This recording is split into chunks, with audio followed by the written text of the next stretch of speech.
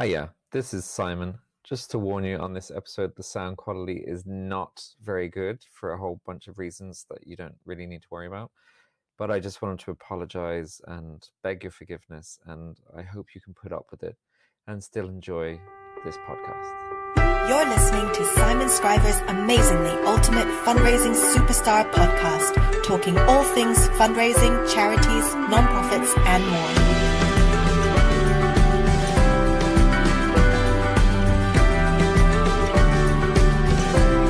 Here's your host, as always, Simon Scriver. Goodbye, Giving Tuesday. Who could hang a name on you? Hello and welcome to another podcast. In the Giving Tuesday season, we have had Black Friday, Cyber Monday, Giving Tuesday, and Pay Rise Wednesday. And now on this very special podcast, we're going to talk a little bit about what to do after Giving Tuesday. And with me today, I have two harbingers of donor love. Is that the right word? Harbinger? But two great donor love advocates who are excellent fundraisers. First of all, with me, I have the Associate Director over at SFU, which is Rory Green, Simon Fraser University. How are you, Rory? I'm great, thanks. How are you? Yeah, I'm pretty good.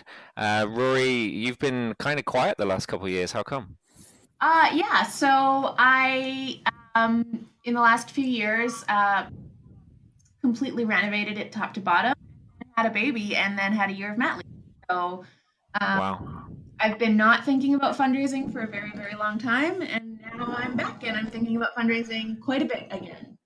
Good. You're back on the scene, which is great. And people listening to this might know you better as Fundraiser Girl.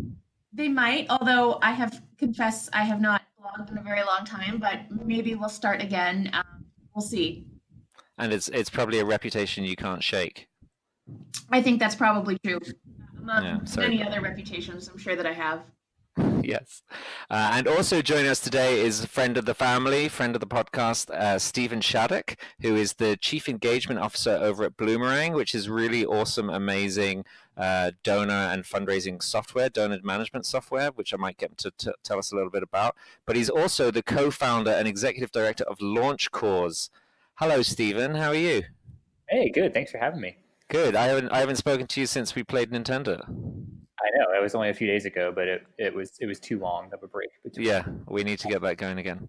And so, do you want to tell us what Bloomerang is? Yeah, I mean, you said it.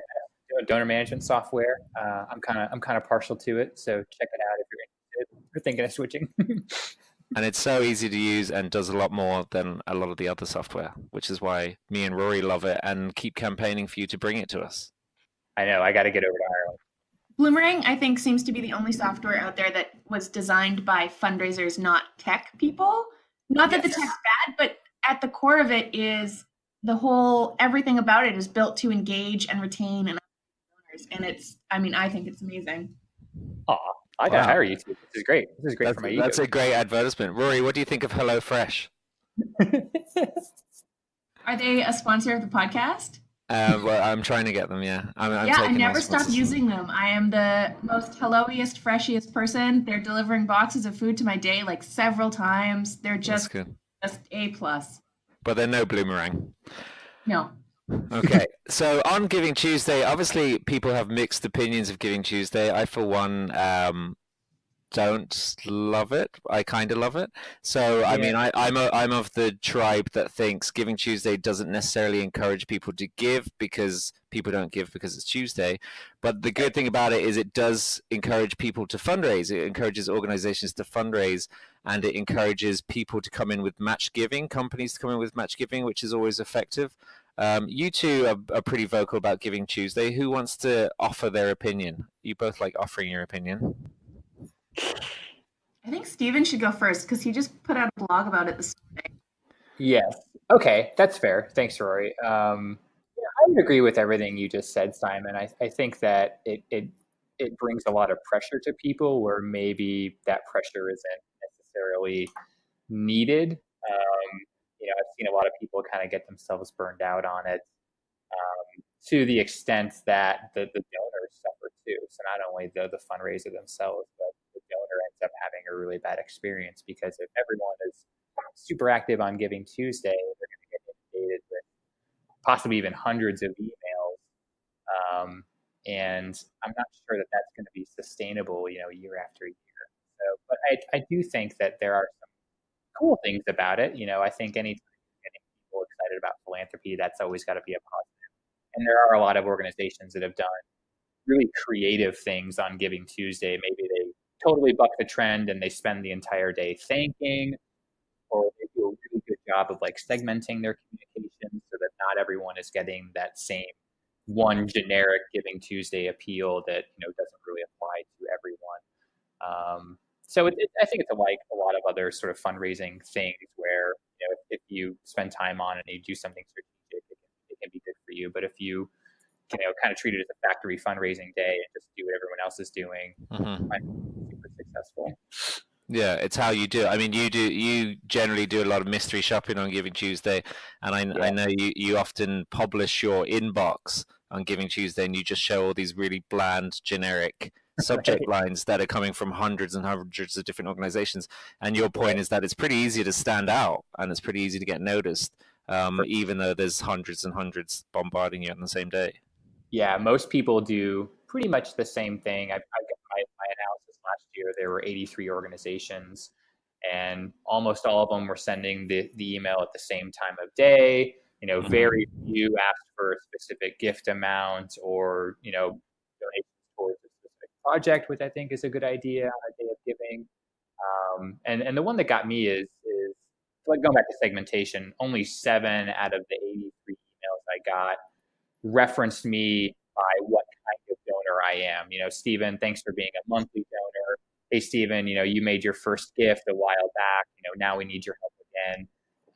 Just kind of show people that you spent some time on the campaign rather than just queuing up the entire list. Sending that one email and hoping something good happens from it. Yeah, that it's actually an email to you as opposed to an email to everyone. Right. Yeah. Rory, what's your thoughts? Any insight on Giving Tuesday? I mean, I'm definitely with Stephen in that giving feels really good when you make a donation to a cause about. It hopefully is a really positive experience that I think enriches your life. And I'm always happy to see philanthropy gaining momentum.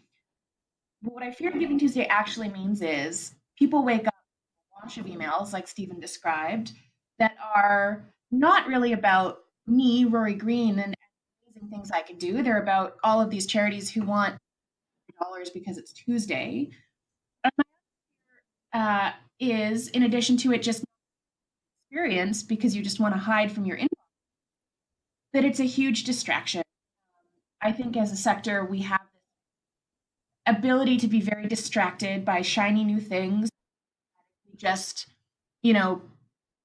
found a way to get Pokemon Go attached to our charity or Giving Tuesday or whatever it is, QR codes, all this money is, all this money is just going to come flying in. And again, at different organizations I've worked at, consultants I've met, talking to people like you, Simon, who did such great work at your charity, nothing has the ROI of finding who your loyal donors are, telling them the good they've done, telling them stories of real individual people, and giving them the opportunity to give again. Following those principles and Giving Tuesday, great. If you are just sending your donors and your whoever you happen to have an email address for, may or may not be donors, 20 emails saying it's Tuesday, give me $20. I could think of 100 things you would be better off doing than sending those emails.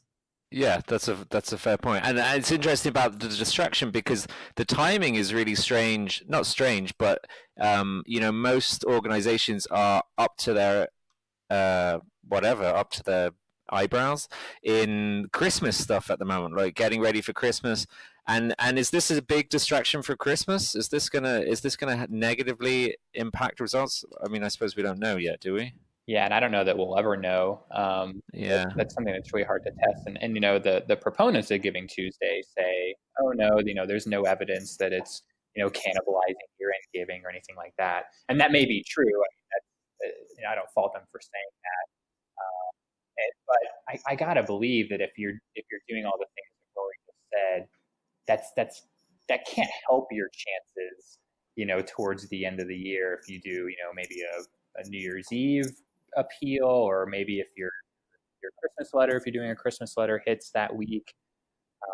I got to believe that if you put a sour taste in their mouth on Giving Tuesday, that might hurt your chances towards the end of the year too. Well, regardless, let's park our opinions at the moment. I mean, Giving Tuesday, an organization is most likely to have got in a donation around it. These days, if you're a nonprofit, you're probably asking, you're hopefully benefiting from some of this matched giving that's out there, and you're probably getting maybe a new donor or an existing donor to donate.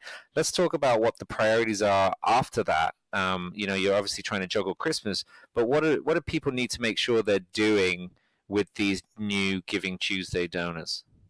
I think it's really important that the donor has a good experience. So making sure that your website and your online donation form is optimized, the enjoyable experience. You're thinking about what message are they getting on the web page or on their cell phone when they've donation. What is the email saying that they're getting right after it? Is it warm and fuzzy language that human beings use, telling them a story of a real life person or whatever that's been helped, whose life has been changed thanks to generous donors like you? And are you following up in a little while and touching in and saying, Simon, I just wanted to get with you because it's been a couple weeks since your donation, and I met this amazing student. She's the first generation to come to the university, and touched that people like you are helping her afford doing something to kind of circle all of these Giving Tuesday donors and telling them what they're doing, I think is really, really important. And it's to do that before you ask them to give again at year. Yeah, so sticking with that same model of thanking and reporting, at least once before they see another ask. We have to treat them like we would with donors. And it's interesting what you're saying there about bringing, trying to show actual physically, either through a testimonial or through a story, someone who's actually benefited from that donation and try to tie it back to why they've donated in the past, trying to connect them again, isn't it? I think maybe there's an opportunity to do some kind of either donor survey, or even if it's just asking them a couple quick questions. I would love if someone gave to us on Donor Tuesday to ask them, Simon, you had a lot of choices. I would love to know why you picked us to support on Giving Tuesday. What matters to you? What inspires you about the work you do? How often would you like to hear from us? We do a Christmas appeal. Would it be okay if we asked you to, in December? Any of those kinds of a quick survey monkey or a phone call. If you're a small charity, why not pick up the phone and call these donors? In the mail. It doesn't have to be super, you don't have to spend a lot of time on it, but you could get some really, you asked some of those questions. Yeah, that's brilliant. A bit of dialogue in there. Stephen, anything jump out at you that you're telling some of your clients, telling some of the users of Bloomerang? Yeah, I think Rory nailed it, especially with the survey piece, because the answers you get, that's going to drive your efforts in the following year. One thing that we have recommended to folks is introducing monthly giving sometime in January to these folks, assuming that a lot of these gifts are small. It's probably going to be the case that your Giving Tuesday gifts from new donors are going to be maybe $20, $30, not giant gift amounts. Do a good job thanking them, stewarding them, very quickly after the gift. But maybe you could go to them in January or February and say, hey, Stephen, thanks so much for giving on Giving Tuesday. It was your first gift. It meant so much to us, especially, all the choices you had, like Rory said. I mean, that's a great line for sure.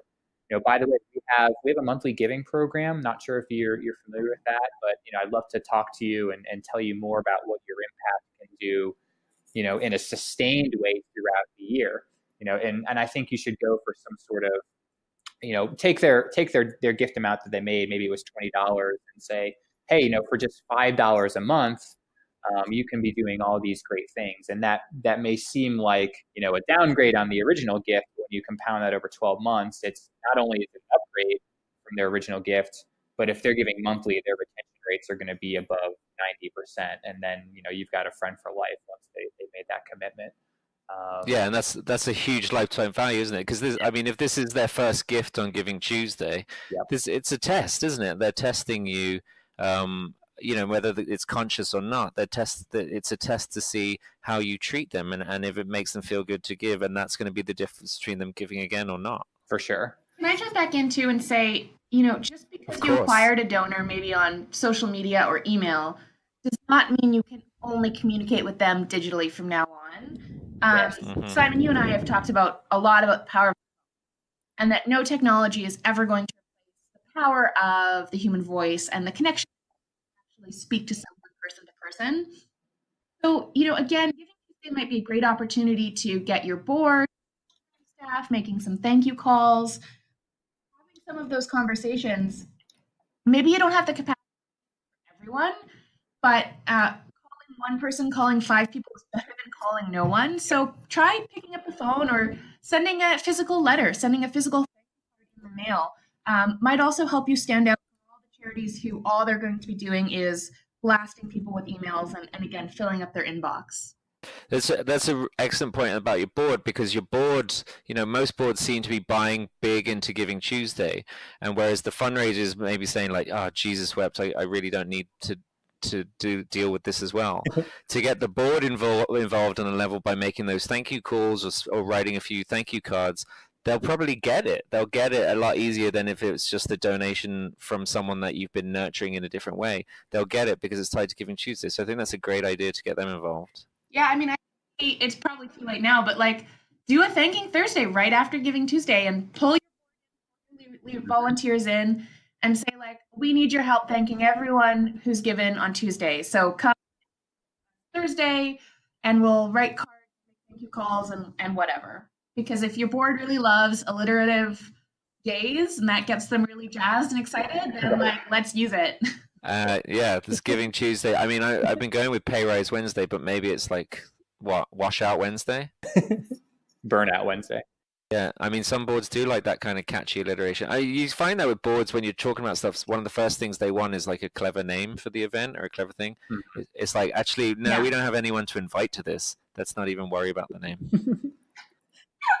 Anything else for people? I don't want to spend too much time talking about Giving Tuesday because we've all written so much about it. Maybe next year you'll come back and talk about the mechanics of the day. But anything else we need to be conscious of in the aftermath, the wind down?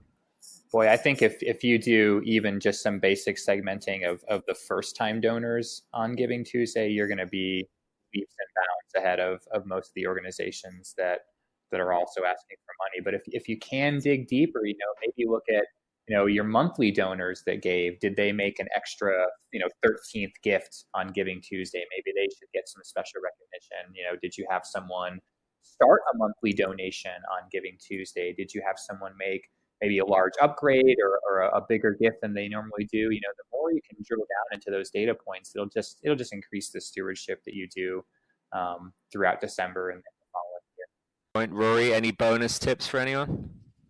Yeah, I always like to think do I want donations or do I want donors? And Giving Tuesday is a great way to get donations, but it's also a great way to open the door on a new donor relationship. So about if there are new people being connected to my organization through this day, building the relationship with that person, and don't just think about the transactional donation, but that the human being behind what it could mean to maximize that over the course of their entire life and what they could do for your cause over their lifetime if they really cared about what you do. The only way to really unlock that full potential is with, like we've talked about, donor love, great stewardship, and opportunities to keep giving. Nice. I love that donors rather than donations that you're looking for. I've missed your sound bites, Rory. It's been years since you've been coming out with these clever observations. I can't wait to see you presenting at a conference with that, and then someone tweeting me. Yeah, and then your name really small on the slide. So yeah, just make it real tiny. Yeah, absolutely. The last thing that I would say to people is anyone who's in the aftermath of Giving Tuesday and it's been a bit of a flop for them. I would say not to get discouraged, not to feel like you're a total loser. We still have Christmas coming up, which is the big winner, and maybe take those lessons from Giving Tuesday and what worked and what didn't work, and use that coming up to Christmas. But just because a sector and a bunch of suppliers are telling you Giving Tuesday is the bee's knees, if it doesn't work for your organization, don't feel like you've let anyone down. Is that fair? Oh my God, yes. And we as a sector are so bad at admitting when something's been a flop. Yeah. Like, we just need to act like, oh, that it was really positive, and it's okay to be like, it didn't work, and we're not doing it again. That is a perfectly acceptable thing to say. That's a skill in fundraising, isn't it? To be like ruthless and cut out stuff that's just declining or never worked. And a lot of us don't do that sometimes. We just do it because I don't know why we keep doing it. Other podcast, but we won't get into it now. Yeah, well, I mean, I hope you guys will come back and let's have a more in-depth chat. This is just a quick one, but I wanted to get something out for the Giving Tuesday aftermath, the Washout Wednesday. So just as we wrap up, where can people find you? Rory, anyone who wants to hear more from you, and they certainly should, where's the best place to find you? So far, the only place I'm kind of back is Twitter. I'm at Rory J.M. Green. Rory J.M. Green? Yeah, green just like the color. Potentially blogging again in January, but we'll see. But for now, Twitter's. Oh yeah, Rory Green is back. Oh, and you can show up on campus, Simon Fraser University. If you have coffee and or chocolate, I'll come talk to you. Where's that, Vancouver? Well, technically Burnaby, but near Vancouver, yeah. Okay, but Canada. Canada. Yeah. It's very nice to have you back, Rory. We missed you. I know you still existed, but you know what I mean. I know what you mean. Yeah. It's nice to be back. Yeah. And Stephen, where can our lovely listeners find you? Yeah, Twitter is also good, at Stephen Shattuck, all one word. And I'm in Indianapolis, so if you're ever in Indy, come say hi. I'll buy you a beer or a coffee or something. Wow, what two great offers there. Yeah. And I would say once again to anyone who's looking at donor management software, who's looking at good stuff, even the free resources Bloomerang pushes out, your webinars and your blog and everything. I learn a lot from you guys. So I would say for everyone to check out Bloomerang, bloomerang.co. Is that right? That's right. Yeah, just click on the blog. Yeah.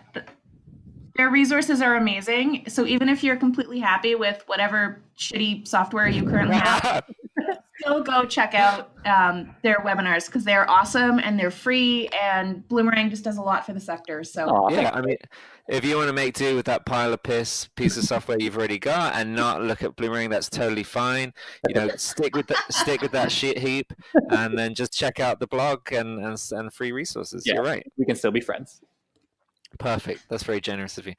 All right, guys, I'm going to leave you to it.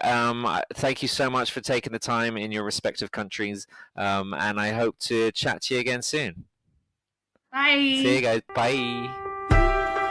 You've been listening to Simon Scriver's Amazingly Ultimate Fundraising Superstar podcast. Don't forget to subscribe and head over to changefundraising.com to learn more or get in touch with Simon. Or don't. Whatever. You're big enough to make your own decisions.